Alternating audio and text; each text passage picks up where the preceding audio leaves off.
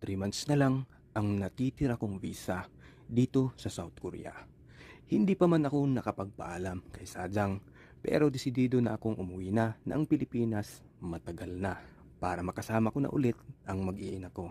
Bakit ko nga ba napagdesisyonang umuwi na sa atin na pwede pa naman sanang magstay ako dito ng mas matagal pa? Madami rin sa mga kakilala ko ang nagsasabi na mag-extend daw muna ako dito. Kaya ito na siguro ang pinakamagandang pagkakataon para ilahad ko ang mga dahilan ko kung bakit ako'y uuwi na sa atin. May ilang bahagi ang topic na to. Una ay kung bakit ako pumunta dito at pangalawa habang ako'y nandito sa South Korea at bakit gusto ko nang umuwi na for good. Para naman makunik ninyo ang buong istorya nitong kwentong ito.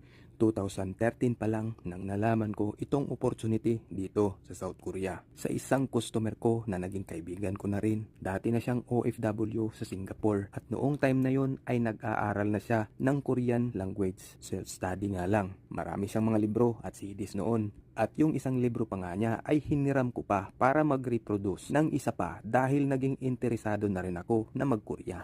Nagkaroon na nga ako ng libro, kaya inumpisahan ko na ring aralin ang lingwahe nila. Nang sinabi ko pa lang sa misis ko ang plano kong ito, ayaw niya akong payagan. Mas lalo na nang sinabi ko sa anak kong 3 years old pa lamang noong time na yon, hindi ko akalain na sa edad niyang 3 ay naintindihan na niya ang salitang abroad noon.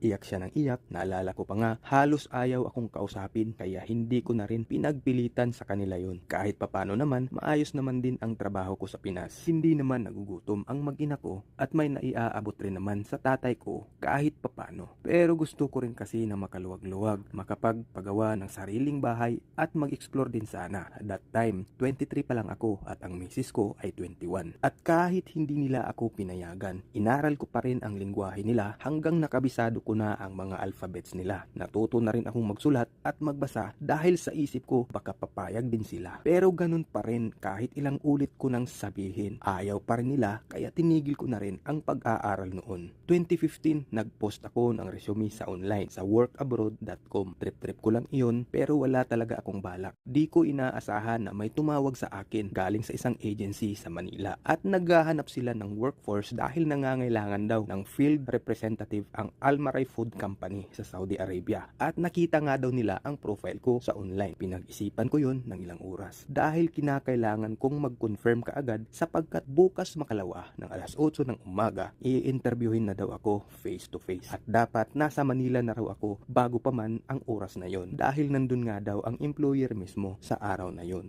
Dahil pressured ako at di pa alam ni Mrs. kasi nga di pa ako nakauwi nung time na yon. Dumaan muna ako sa isang ticketing booth para magtanong kung magkano ang plane ticket balikan probinsya to Manila. Sa isip ko nun, doon ako magdi-decide kung itutuloy ko o hindi. Dahil magli-leave lang sana ako ng isang araw sa trabaho ko para lang sa interview na yon kung sakali. Nang malaman ko kung magkano ang pamasahe, kaagad ko na ring inayawan yung magiging interview sana dahil ang mahal pala ng ticket kapag urada-urada na aabot ng halos 17,000 pesos. Tinawanan pa nga ako ni Mrs. nang sinabi ko sa kanya nung nakauwi na ako. Buti nga daw ganun ang nangyari, ika niya. Dahil di rin naman sila papayag. Buntis pa siya nung time na yon sa pangalawang anak namin. 2019, niligawan ko ulit ang misis ko tungkol sa pagkukurya dahil iniisip ko na lumalaki na ang mga anak namin. Kailangan naming paghandaan ang pagka-college nila at masuportahan din yung mga kapatid ko na nagkukulihiyo na rin nung panahon na yon. Ilang bisis ko siyang niligawan nun bago ko siya napapayag. Nagparaya siya para sa mga kapatid ko na paniwala ko sila sa salitang isang kontrata lang. Pero ang totoong balak ko talaga noon ay dito na ako magtatrabaho hanggat maaari at bakasyonan na lang ang Pilipinas. Dahil alam ko, masasanay rin naman kami sa ganito. Kaya ayun, dahil pumayag nga si Mrs., nag-enroll ako sa isang KLC dahil ayokong magbaka sakali. Pero nung taon din na yon, maraming hindi nakapag-register sa exam dahil sa dami ng mga natitirang roster na KLT 15 pababa ang hindi pa nakalis. Kaya binabaan ang kuta at hinigpitan ang registration at kasama ako sa hindi nakapag-register sa exam na yon. After nun, tinigil ko na rin ang pagre-review dahil malayo pa naman ang susunod na exam hanggang sa nagkaroon ako ng malaking problema sa pera dahil sa mga scam dati nung taon na yon. Dahil sa kagustuhan kong yumaman at alam ko naman na wala rin namang tao ang ayaw umasinso.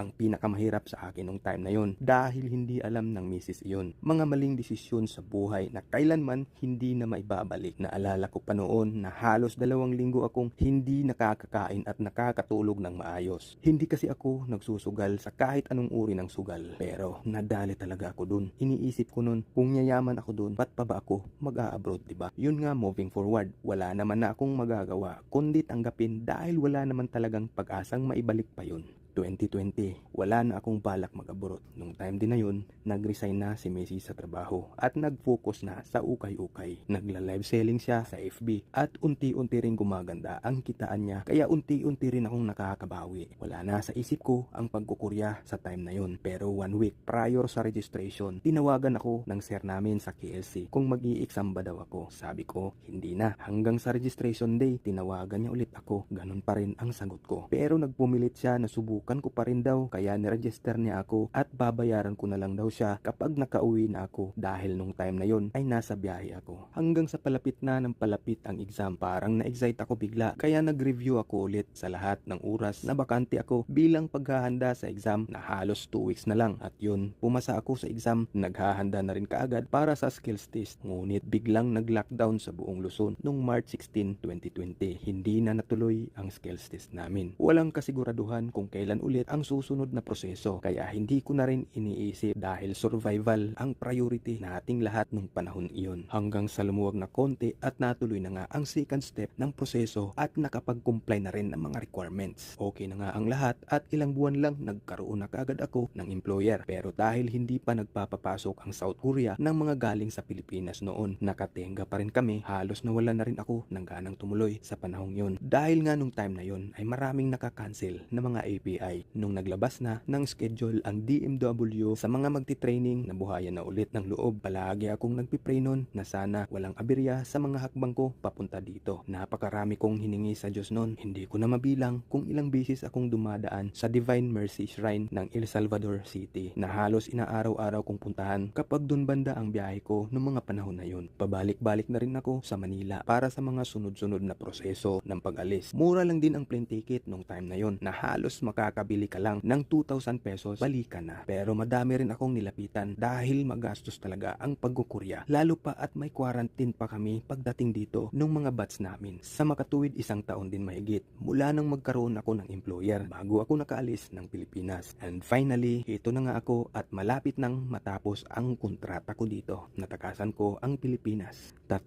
taon na.